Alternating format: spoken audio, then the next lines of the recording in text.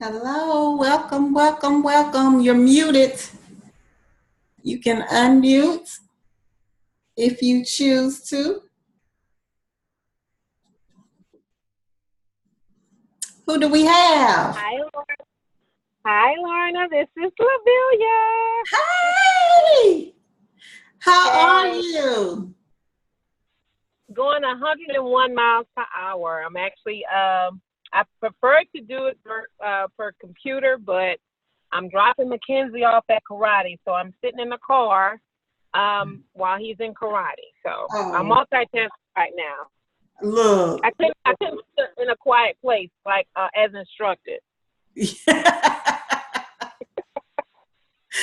Trust me, So, you know how many of these I've been in attendance with while in the car commuting? oh, okay. So I We don't do feel what we have bad. to do. Yes, yes. So we have one more minute actually.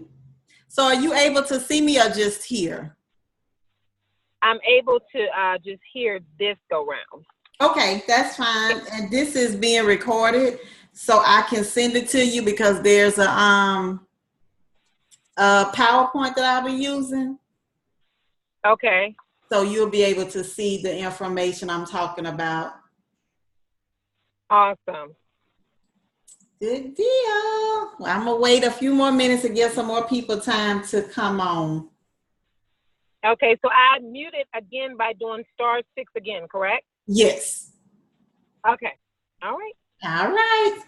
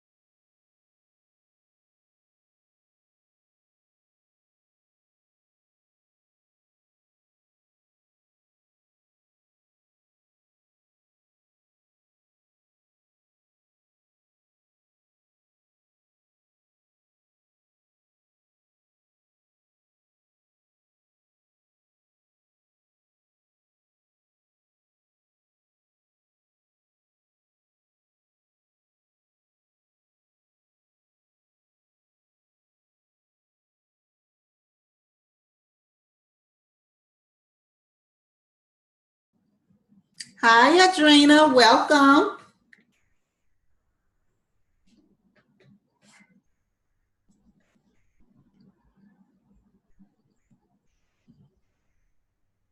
You're muted right now. So if you want to unmute, if you're on the computer, it's at the bottom of your screen.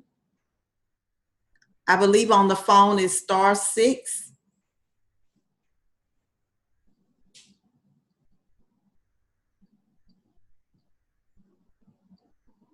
Let me see. I'm gonna unmute you.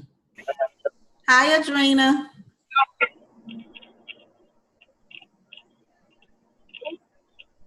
Hi. Hi. I unmuted you, but I'll mute you back. Okay. I just wanted to speak. Okay. Are you on your computer or on the phone? I downloaded the Zoom app. So should I do it on my computer It's instead? fine, whichever works. Can you see me or can you just hear me? I can see you. Okay. All right. Okay. Sounds good.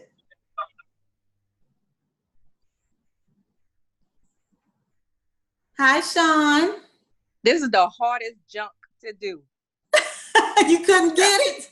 No, I got my son iPad. I got the phone. I said, why is this stuff not working? No.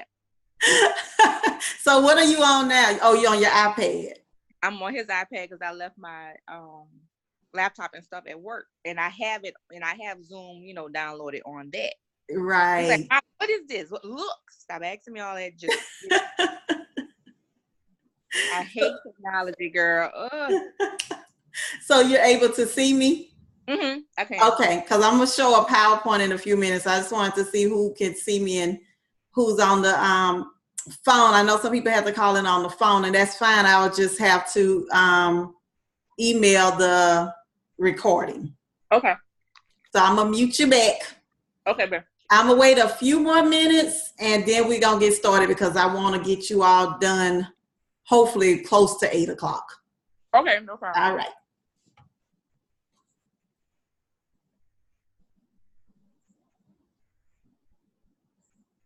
Who else do we have on? I don't recognize the numbers. I'm sorry, y'all.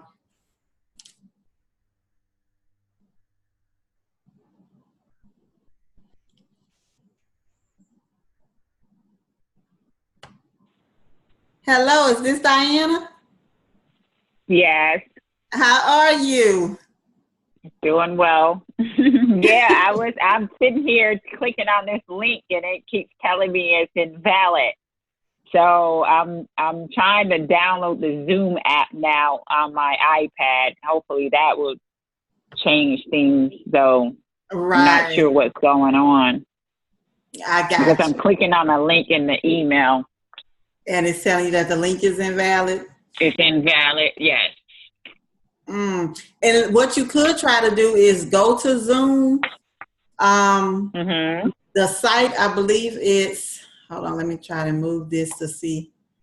Zoom.us. Okay, I'm in the app. Oh, okay. And you can keep meeting ID. The meeting ID, yes. What is it? Because I'm off. I'm in another. It's 780. Hold on one second.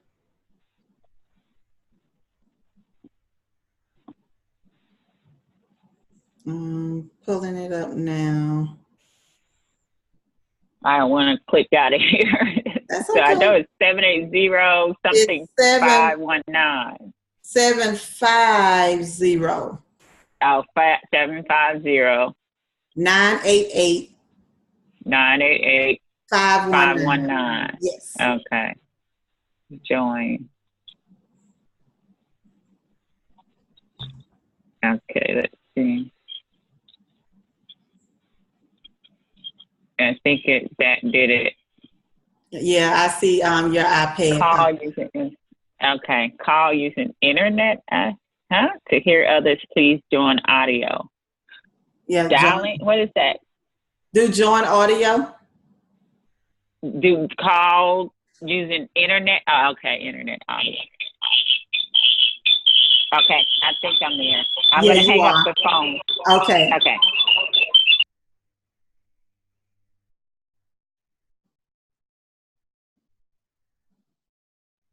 Okay, you good now? Mm-hmm. All right, I'll mute you back. Okay. I'm gonna go ahead and get started. We still have about 5, I think, more people. So I'm gonna just go ahead and get started though. And with people that miss, I will have to send it to them because I don't want to hold you all any longer than I have to. Okay, ladies, I am going to do a share screen because I'm doing this through PowerPoint actually.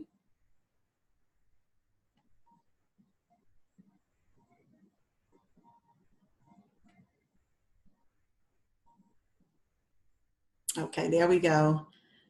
I'm gonna pull up the PowerPoint. All right, so first I do want to thank you all for joining me.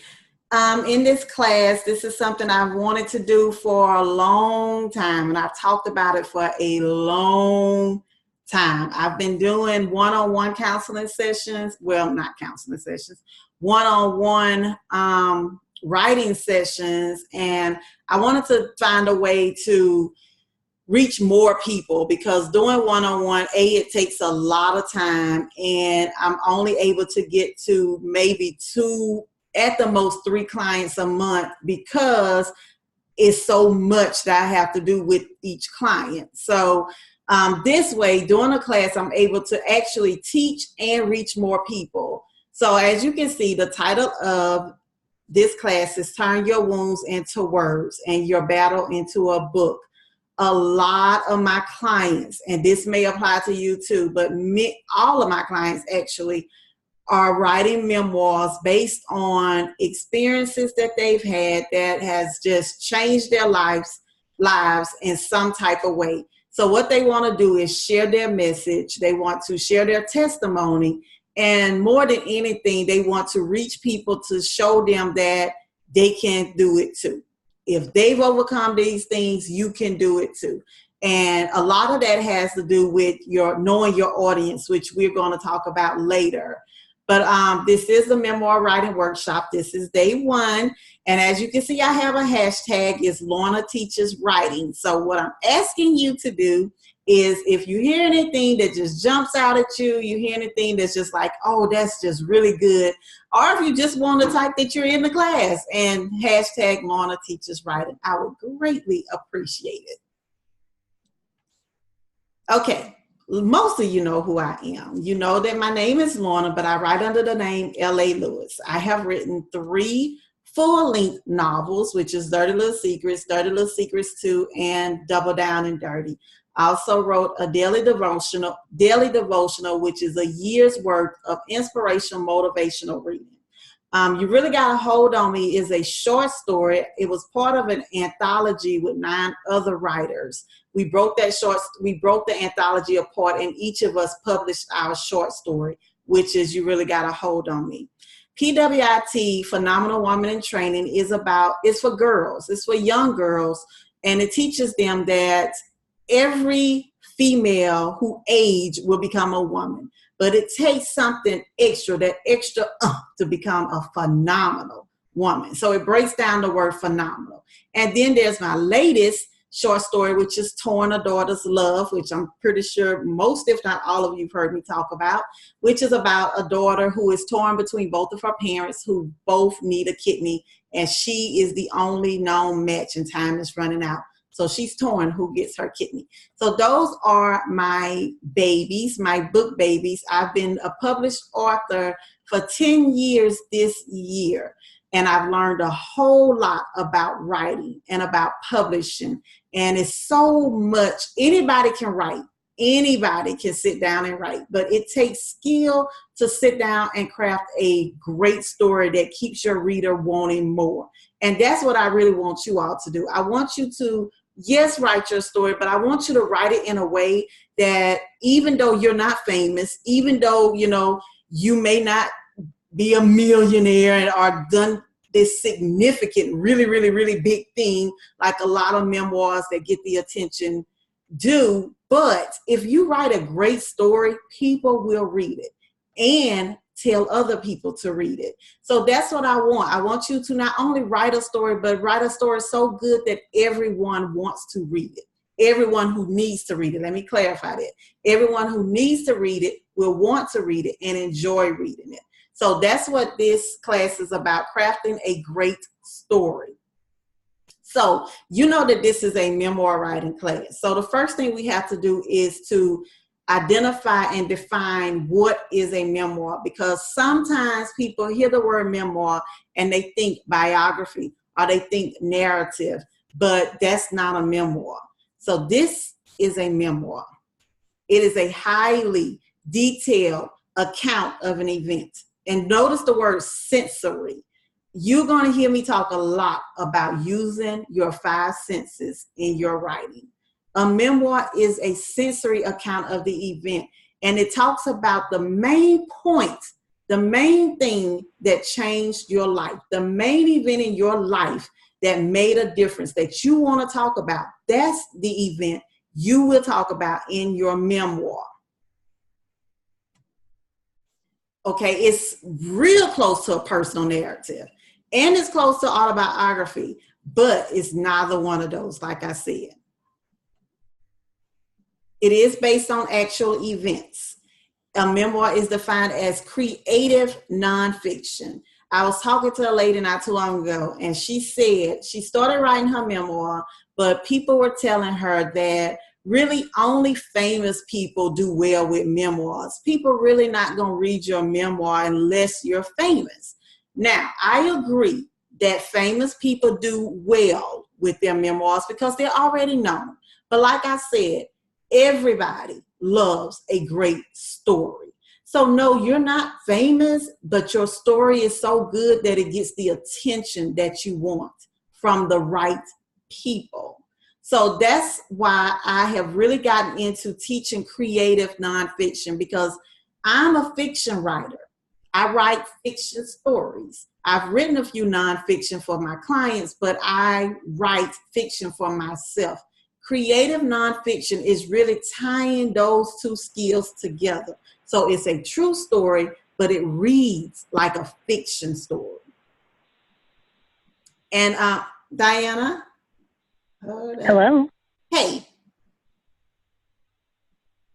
You had a question? Oh, I tried to close something. I'm so sorry. Oh, no, that's fine. That's fine. And if you all have a question, just unmute yourself. I'm sorry, I meant to say that. Unmute yourself. It has a place where you can also raise your hand, and I'll see that, and I'll stop and answer any questions, because I know I probably talk fast. I'm trying to slow down. But unmute yourself, ask your question. I want you to feel engaged and just part of this class. So don't feel like you just have to sit and listen to me talk. Okay. A memoir is heavily dependent on sensory detail. Remember, I told you you're going to hear me talk about sensory detail. For a moment, the reader stands in the writer's shoes. At this point, when you're writing your memoir, your reader should see, hear, feel like they can touch, taste, and smell everything that you are going through as you are writing this memoir. It's almost like they are just standing along beside you, walking with you, going through these experiences with you. That's why it's so important, and I'm going to talk about that in a few minutes, to make sure that you are ready to write this memoir, because it's going to take you back to whatever it is you experienced. You're going to go right back there. So make sure you're ready to go there before you write your memoir.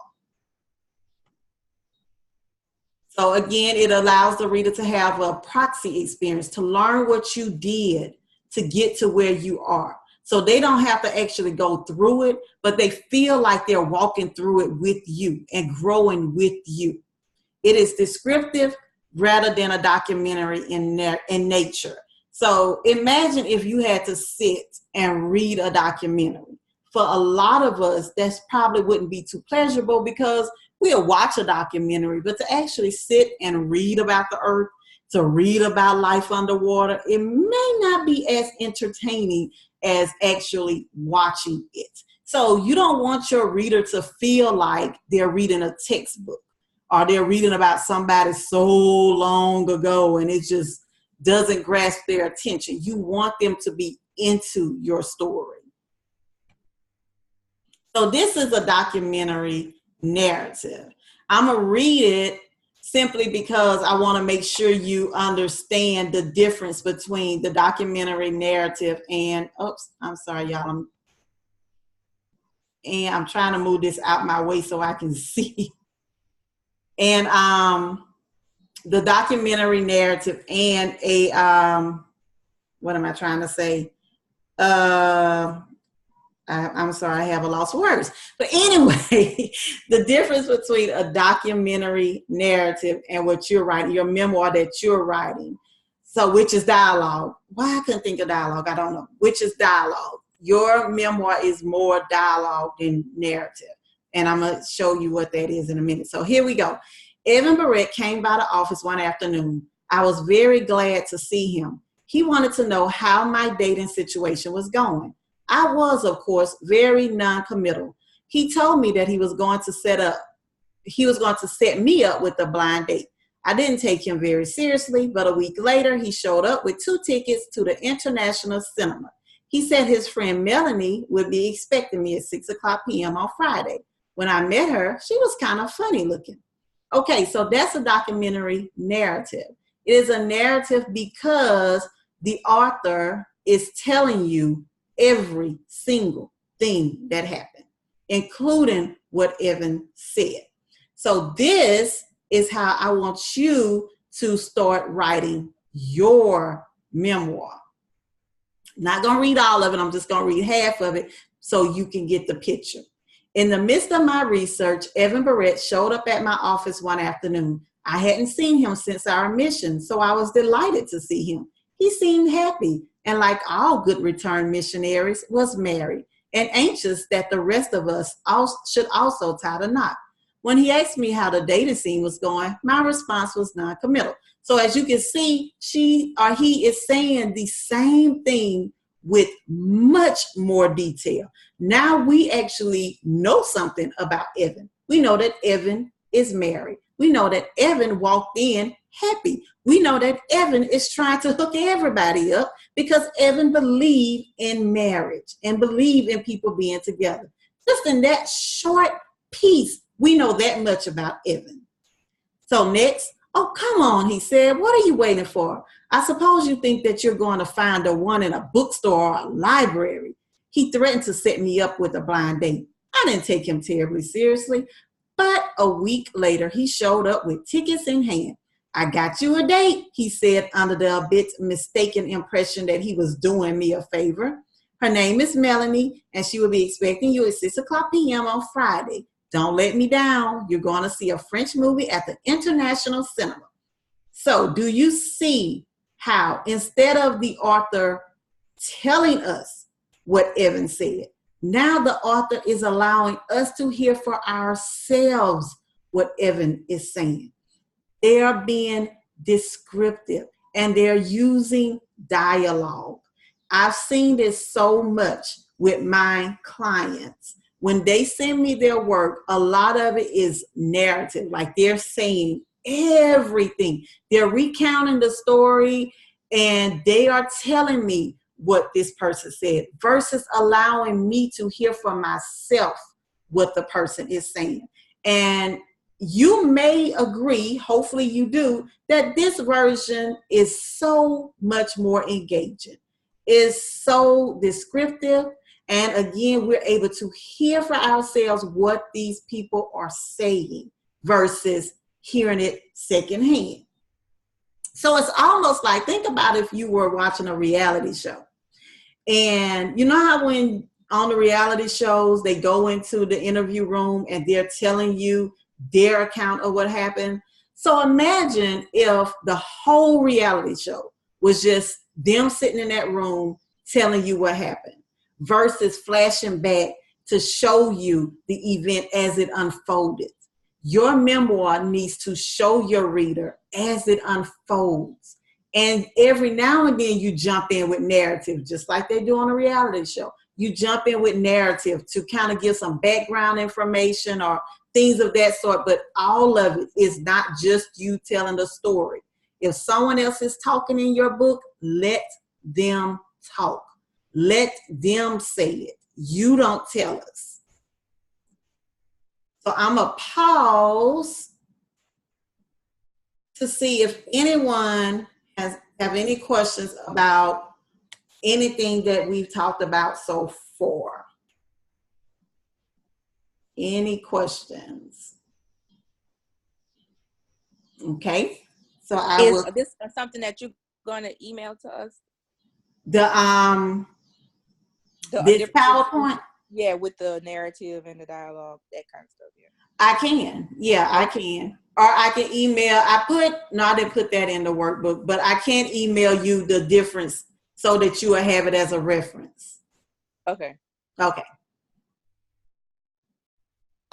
Okay. Now, like I said, a lot of people have been through a lot of things, but that does not mean it needs to be a memoir. Just because you've been through something does not necessarily mean you have to write a memoir. It's good to write it. It is. But there's certain times when you have to write and certain reasons to write it. And there are certain reasons not to write it. So now we're going to talk about the reasons you should write your memoir. So if any of this applies to your reasoning for writing your memoir, then you should definitely go ahead and do it. If you want to write a memoir because you want to help someone with your story, then you certainly should write your memoir. If you know that this is a story that so many people are dealing with, are trying to overcome, yes, write your memoir, because you'll reach more people versus you talking to someone here, there. And writing your memoir will open up so many doors and so many opportunities for you to go and speak. You can go to churches and home, different group homes, different organizations, whatever it is that that goes along with what you're talking about. Writing your memoir will allow you to reach so many more people. So if your goal is to help through your words, through your story, you should most definitely write your memoir. Or if it's simply to preserve your memories. I had a client who wrote her book, and it was only for her family. It was only for her children. It was only for her, her nieces and nephews, people in her family, about her grandparents and aunts and uncles. She just wanted to preserve some fun memories, some sad memories, even just the legacy that the people who've gone before her left behind before she forget or pass away, because it's going to happen to all of us. So her goal wasn't to write the memoir to sell. It was just to have a family memento to pass down. To improve your writing skills. You may decide, and let me tell you why people use memoirs to preserve their writing skill. To improve their writing skills. Because writing a memoir does not force you to have to think so hard versus writing a fiction novel. So you may want to write a fiction novel, but you may want to try your hand at memoir first, because you don't have to think of the characters. You don't have to think of the plots. You don't have to think of the setting. You've already lived all of that. So writing your memoir will give you a chance to just write without having to create a whole new world. So if you want to improve your writing skills, try your hand at writing a memoir. Or to remind you what you've overcome. Sometimes we go through life and it's so easy to forget everything that we've gone through, everything that we've grown through. Some people want to write their memoir simply to remind them that they are a conqueror, that they've overcome so much, and that they made it on to the other side. Okay, do you have any questions about reasons to write your memoir? Because I'm about to go into reasons not to write your memoir. Okay, the wrong reasons to write your memoir. To get revenge. You do not, and I do repeat, do not want to write a memoir to tell your side, to bash someone else, because that's going to open you up to a lawsuit. You cannot write about someone else in a negative way. You're really not supposed to write about anyone in a positive way unless you have their permission. And I'm pretty sure no one's going to give you permission to bash them. There are ways you can get around that, like changing the names. That's another reason I really like creative nonfiction, because in creative nonfiction, in the beginning, before your story even starts, you let them know that some facts, some events are based on actual facts. Some may not be. But, and that way you're able to protect yourself, So, and if you are unsure about it, I would definitely seek the counsel of a lawyer before you do, because like I said, you don't want to open yourself up to being sued. So others can hear your side of the story. And that basically goes back to what I said about not really getting revenge, but so others can hear your account of what happened, because you may not agree with what they've already heard about. So you want to put it in a book so everybody can hear your side of the story. That's the wrong reason to write a memoir. As a form of therapy. Now, I used to tell people, use your words as a form of therapy. And I still believe in that, but I believe in that more so in journal writing now versus memoir. And the reason is, if you are writing about something that you have not completely healed from, it's going to show in your writing. You're going to write from a standpoint of hurt. And what you want to write from is a standpoint of healed. You want to write the story that you've healed from, that you've grown from, that you've learned from, not the story that you are still in the middle of and still trying to figure out yourself how you're going to get through it. Now, does that mean that you shouldn't start? No, it does not. You can start, but you may not want to publish it until you've healed and you've grown and you've read through it again, because at that point, you're reading through it as a different person. So I do know someone sent me their assignment, and it was that they hadn't totally healed all the way, but they've learned. So if you feel like you can write it from that standpoint, from what I've learned thus far, then yeah, sure, go for it. But make sure you are not writing from a point of hurt, because hurt people don't want to necessarily read about hurt people because it's so negative. They want to read how you healed. They may read how you hurt in the beginning, but they want to read how you healed from the hurt. That is the purpose of a memoir, from that type of memoir anyway. Any questions about that? Reasons not to write your memoir.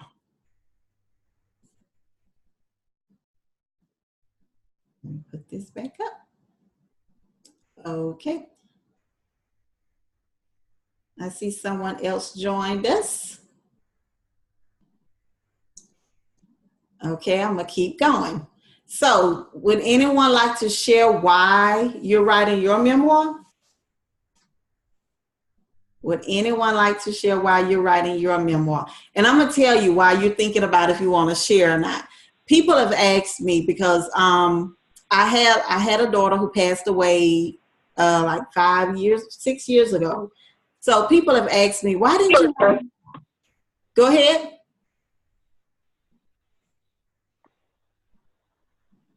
Someone has a question? Want to share? No, I was. This is Lavilia, Lorna. I was gonna share before you start talking, but I want to listen to what you have to say. Okay. Before I tell you my work. Yeah. Okay. I can meet that. I'll meet that. Okay. So they've asked why I haven't written my memoir. Why didn't I write a memoir about that experience? Because obviously, well, it seems as though I have grown from it. It seems as though I have gotten through it, which I have, but I do not feel like God has laid it on my heart to write that story. So I'm very, very cautious of writing that particular story. And let me tell you why. Maybe it's just me. I always feel, not always, but I don't ever want it to feel like I'm using that experience as a form of to, make money or anything like that. I feel like God has put me through that experience to help others, but in a different way. So that's another program I'm starting, which is Your Right to Heal, because I wrote throughout that whole experience, but it wasn't anything that I would necessarily put in a memoir. I'm just not ready. And maybe he will show me, okay, now it's time to tell your story. So I'm really waiting for his guidance. I'm waiting on him to tell me now's the time to share your story. So that's why I want a lot. And then too, you have to make sure it's something, like I said, you want to relive. Because every time I go out to sell that book, I have to relive that story. I don't want, right now in the place that I'm in, I don't want to have to relive that every time I go out to share my books. So that's not to say a year, 5, 10, however many years from now, I won't be there, but I'm not there yet. So just make sure that whatever story you're writing is one that you are ready to relive over and over again, because you're reliving it from a place of healed, not from a place of hurt. So that's why it's important to make sure you've healed you completely before you start writing, not even start writing, but before you publish your memoir. Because every time you go out, you're going to relive it. You're going to talk about it. Every time I go to a book signing, I'm telling them what my books are about. I'm telling them about, what made me write this story, and they have questions. You're going to do that every time. So make sure you are ready for that. So that's why I hadn't written my memoir about that particular situation in my life. So, okay, I'm ready to hear. Well, after listening to your perspective, I changed my mind on one of my, and I'll talk to you one-on-one more about that. And that's a prime example right there. Not wanting to even share it in this small group of what I wanted to write about, because I wasn't sure how it would affect the person that are little people that I was going to write about. And then, like you said, people will come and ask questions, and it is a very personal to me. So I didn't know, as I'm listening now, like, okay, do I really want to relive that? So that's one that I'll put to the side. But I have others that I had in mind that I wanted to do. And it was more so to help someone, preferably, women. I did look at the questions that you asked, age group, the target area, that type of thing, the population. Right. And then, and also it ties into overcoming as well, being acceptance of yourself, or, it's a combination of being acceptance of yourself or loving yourself, that type of thing, self-esteem. So it's all wrapped up into one. So that's why I'm, writing is more of a self-healing. I've been through it, and hopefully I can help someone else to go through it, or they may be experiencing similar things, or have at one point, to know that, what, I'm not by myself in this. It does seem like when you're going through, you're in it by yourself. Yeah. And nobody else is going through nothing. Everybody's laughing and, singing and this and that. And you just feel like you're just there by yourself on that island. So, yeah, you're right. Those are the two main reasons for that particular book. But the other one I'll share with you one-on-one. Okay, sounds good. Okay. Anyone else want to share?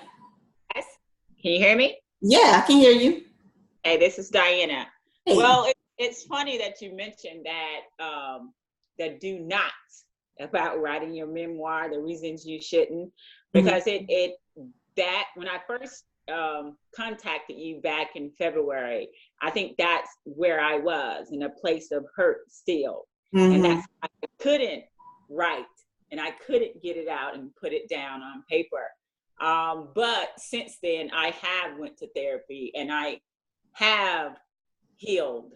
I'm definitely. So, and now I'm ready to tell my story. Good. That is definitely true. It's funny that was on that slide. It's absolutely true. You cannot write from a place of hurt. No. What I was trying to do in the beginning. Right. Yeah. That's awesome. Congratulations. I'm glad. I'm happy for you. Anyone else? Go ahead, Adrena. Adrena, you wanted to share? Oh, yeah. Okay. Can you hear me? Yes, I can hear you.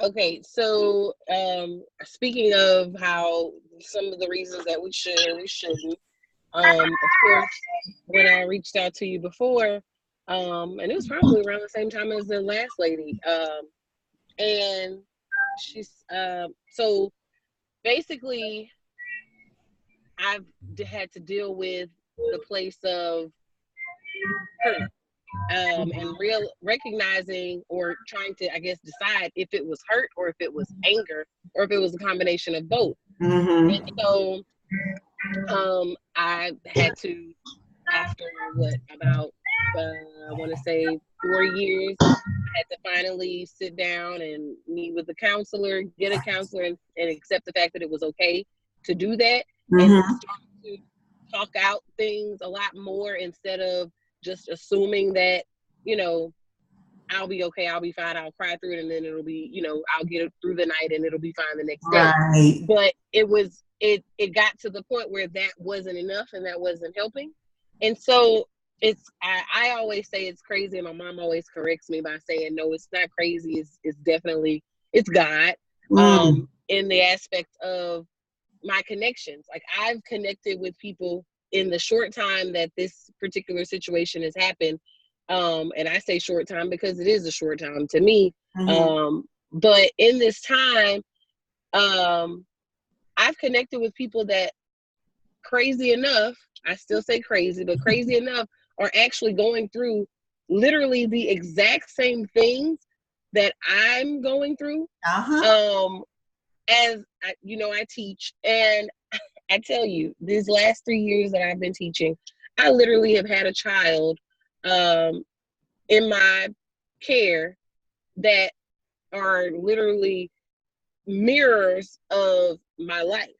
Wow. You know, the extension of my, and I'm telling you, Lorna, it's, you know, and I look at it and I'm like, I don't know why me. I don't know why me. I don't know. I'm not strong enough. This is not what I'm supposed to be doing. But I mean, there has been so many different situations that have transpired that, you know, I hear people say, girl, you need to just put that in the book. And I'm like, I don't have time for that. I don't have time for it. You know, and you hear people say that, and then you all the time. Like, well, really, maybe I should. And then the more life continues to happen, you're like, somebody needs to know that this is, you know, it's real. Right. And you do overcome it. And it's not something that just happens overnight. It's not something that, you know, a lot of cases, in my case, it's not something that you can do anything about physically in this moment. So what do you do when it's not anything that you can do about that situation? And how do you put yourself in a position to still live while you're waiting on God to move in other aspects and do what it is that you're expecting him to do? How do you still move forward? How do you still live? Right. And so, you know, I just find it that God has a great sense of humor, and, you know, you don't see it that way initially, but it's when you actually take a step back, take yourself out of that, and you see other people and the things that they're experiencing and the life that they're, you know, that's happening to them.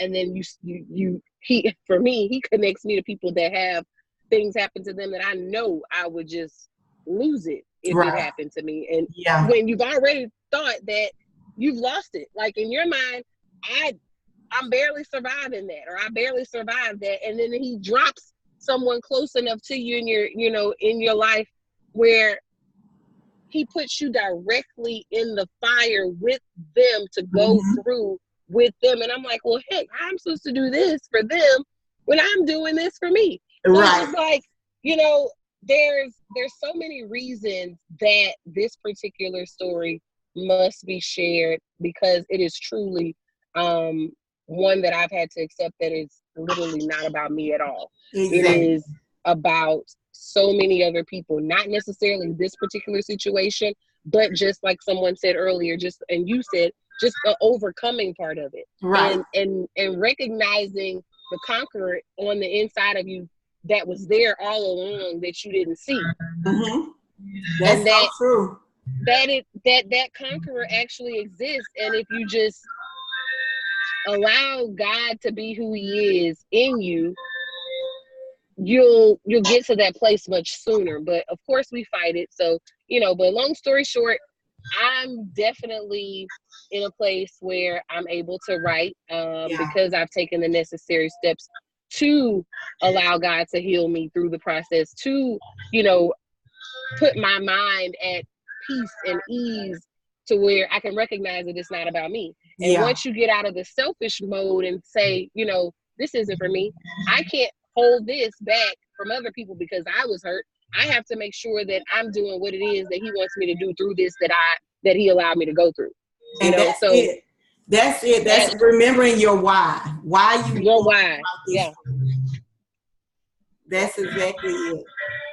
So Thank you for sharing. Okay. Linda, did you want to share? Did you say Linda? Yes, did you want to share? Yes, yes. Thank you for having this forum. But I want to write about, I think I put it in the comments about how my parents were abused and subsequently passed as a result of my sister's abuse, and how I went through the judicial system, the civil court system, as well as APS. They did nothing in light of stark evidence. And right now I'm still going through a legal situation, but I've grown through it. My father passed in January this year. My mother passed in 2016. And I've learned a lot navigating the system and know about pitfalls. You just can't really trust the system, the ones that are vested with helping your parents or, you know, people that are in need of help. You really have to be wise about it. So I think this would be a great memoir in the sense that it will help other people. Definitely. Yeah, it would really help because you know, I could have had a nervous breakdown behind this, and God has really helped me behind it. I was very close to my parents, very close to my parents. My sister is a sociopath, a clinical sociopath, and she's good at presenting well, so to speak. Right. You know, right, presenting very well. And we didn't know she was this dangerous until she became an adult. But there were flags in her juvenile years that we didn't even, you know, peak. You know, it just totally developed, and she became a very dangerous person. But I don't want anyone else to go through this, what I went through. Exactly. You know? Yes. Exactly. Thank you. Yes.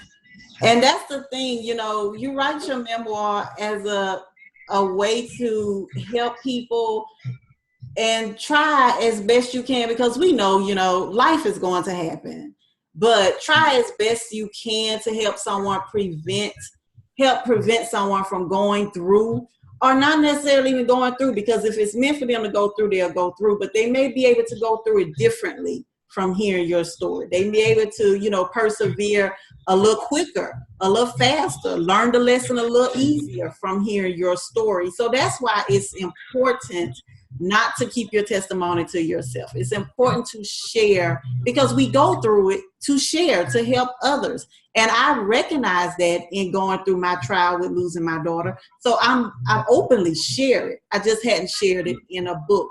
Now, for those of you who have stories that you want to write and you're just not really sure, because it deals with other people, because it deals with very sensitive topics, you don't have to write a memoir.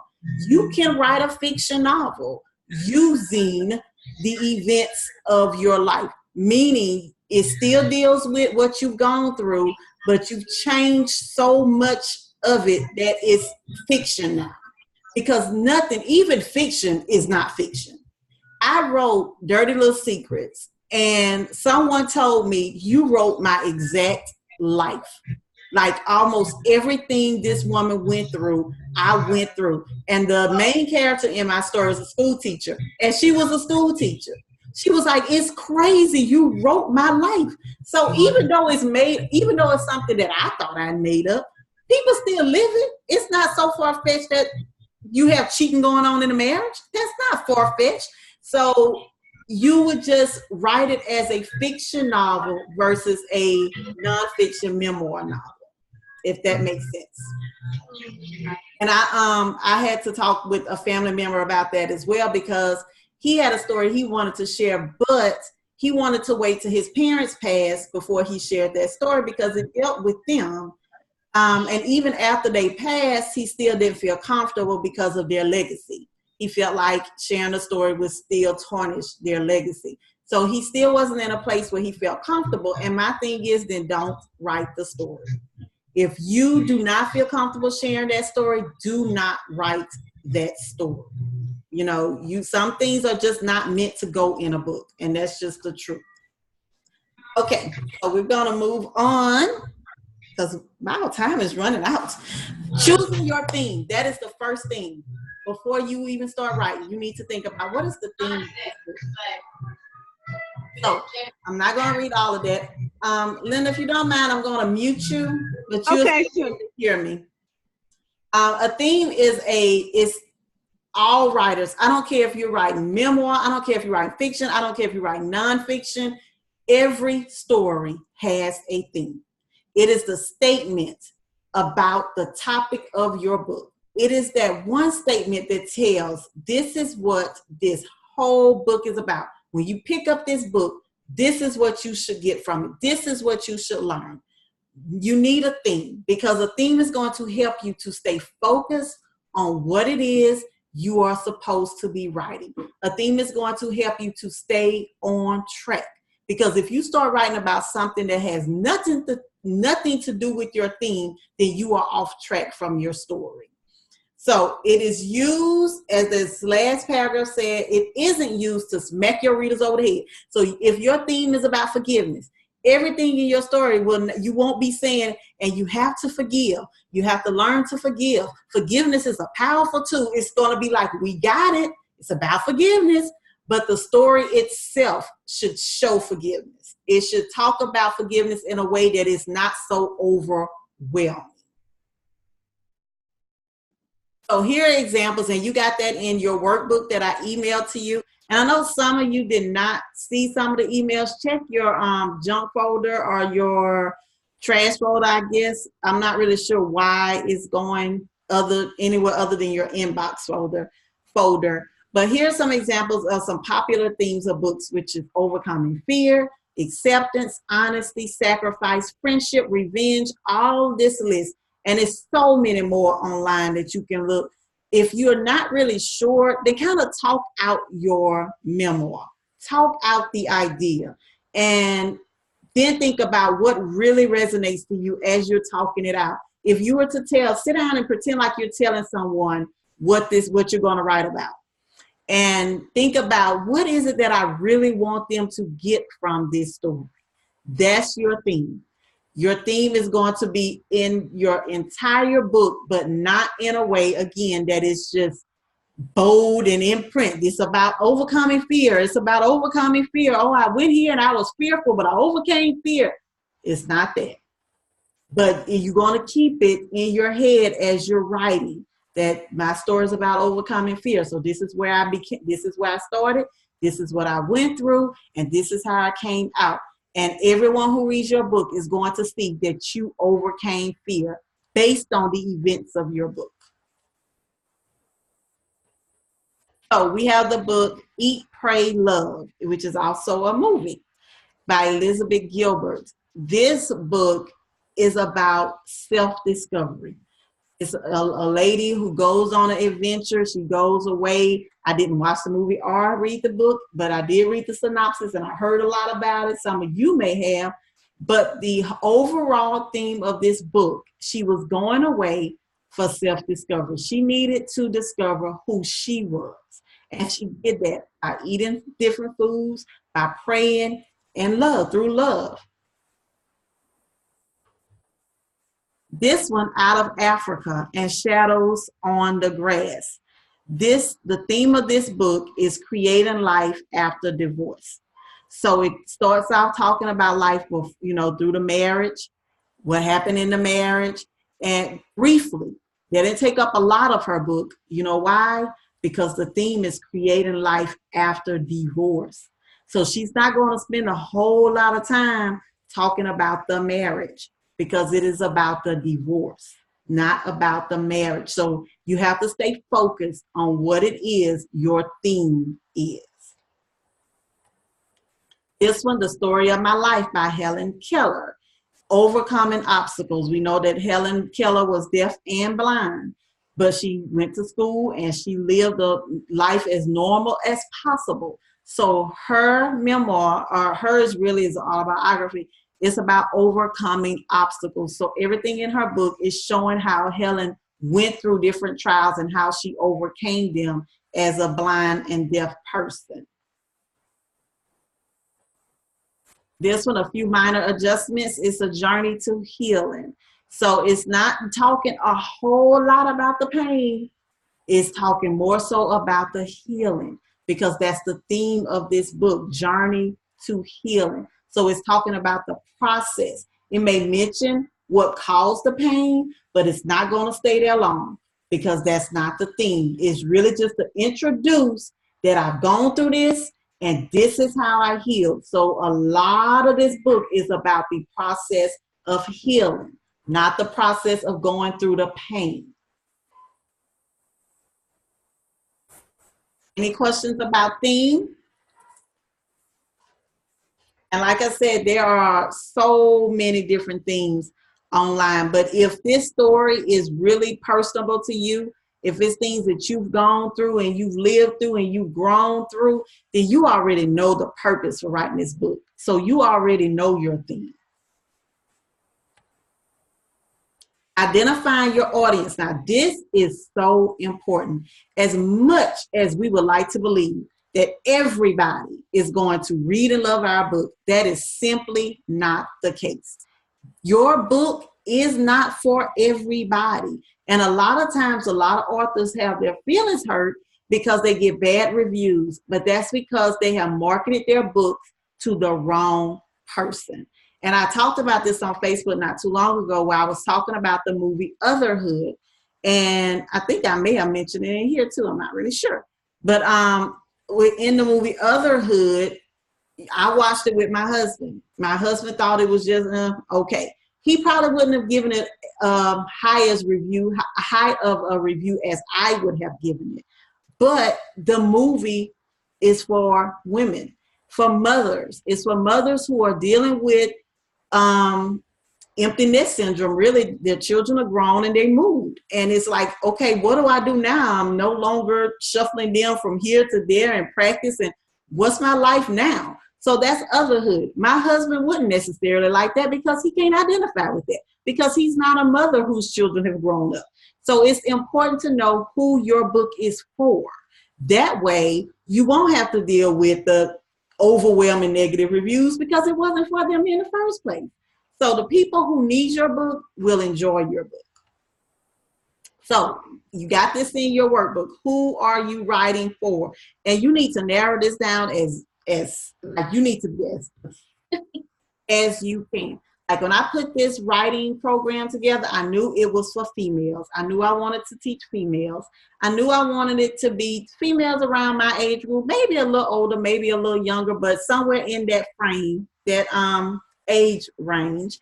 So you have to know who it's for. Who is going to read your book? How old are they? Are they male? Are they female? Are they married? Are they single? Are they employed? Unemployed? That makes a difference, because are they going to be able to identify with what you are going through? And you have to know that these people need your story. And I know we already talked about that with stories, and a lot of you all said that people, your story can help people. So that already tells you that, yes, they need it. It is needed. I don't care if there are 1 million books on your topic. They did not write it the way you wrote it. And they did not experience life the way you experienced life. So your book is still going to be different, even though it's the same topic. There are several Dirty Little Secret books. But I promise you, if you read it, we all have different plots, different characters, different messages. It's just all different, even if it's the same idea. So your test market, your ideal readers, you need to make sure you're on the right track. The first thing you may want to do is talk to someone. Find someone who you feel is your ideal reader. Tell them your idea for your book. See if they think that, okay, yeah, if they say, I need that right now, there you go. There's your ideal reader. You need more people like that. Those are the type of people you are going to market your book to. Those are the people you're going to keep in mind as you're writing your book. So, because like I know with Linda talked about the judicial system. So she's going to target people who are in that arena, meaning children whose parents are going through different things, or parents who may be going through different things. But she's going to use some stuff in her book that a person who's not even near that will understand. So she has to market her book to people who are going to understand exactly what she's talking about. Otherwise, they're going to say, oh, no, that book was no good. She used all these big words. That's because it wasn't for you. So you have to be, you have to understand that. So make sure you find people that you can just kind of talk, that you trust, not people that going to try to talk you out of it, because it's not meant to talk you out of it. It's meant to find the right person for your book. Based on the synopsis, identify who would benefit the most from the following books. So these are some books that I found, and based on the synopsis, we're going to decide who do you think would need these books, or who do you think would read these books. So this one says, in this international bestseller, father and advocate for autism awareness, Art Flisherman blends his daughter Carly's own words with his story of getting to know his remarkable daughter after years of believing that she was unable to understand or communicate with him.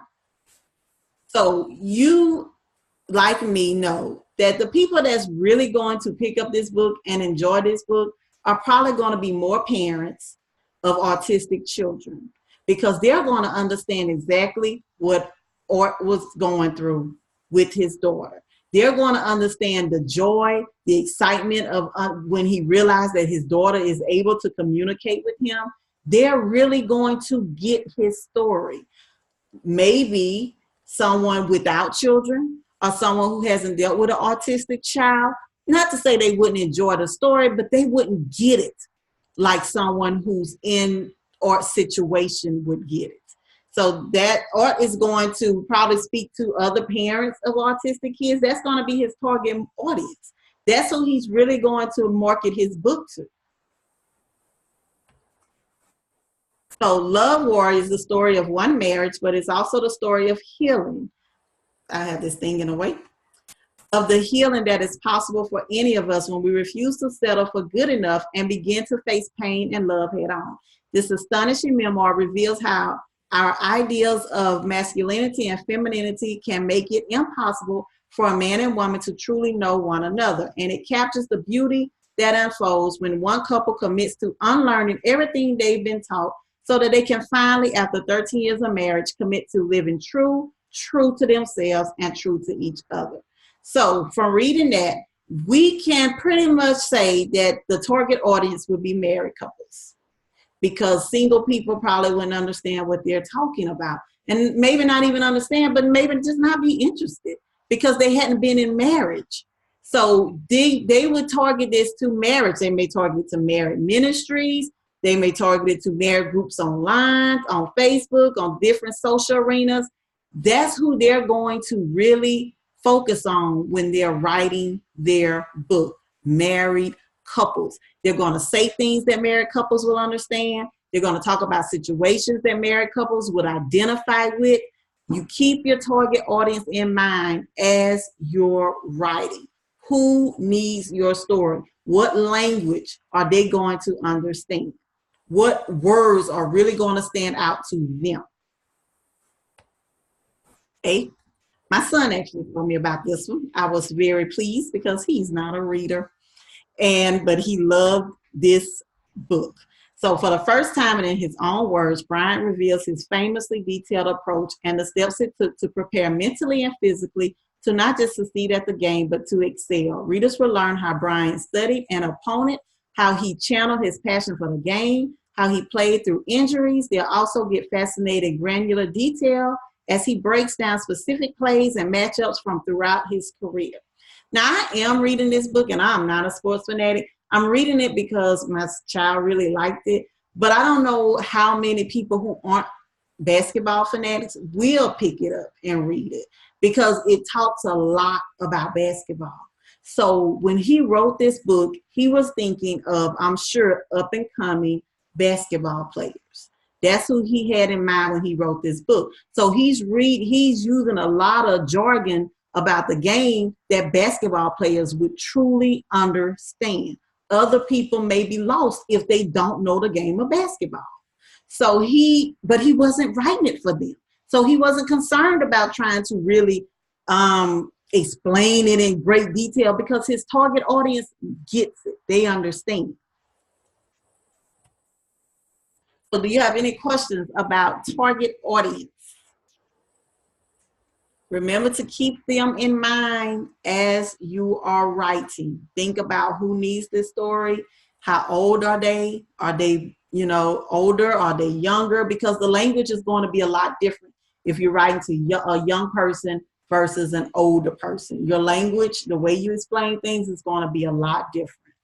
So that makes a difference too. Okay. Oh, it's 8:03. We did good. Are you ready to write your memoir? So this is what you're going to do. If you're not sure, what I want you to do is sit down and think about the heart of your story, like the very, I don't want to say worst part, but in so many words, worst part. If you've gone through something and you want to write about this event in your life that you have gone through, think about the time when you were just really in it and really dealing with it and just didn't know one direction from the other. You're going to sit with that story. You're going to write that part of that story. That's going to determine if you are truly ready to write this particular story.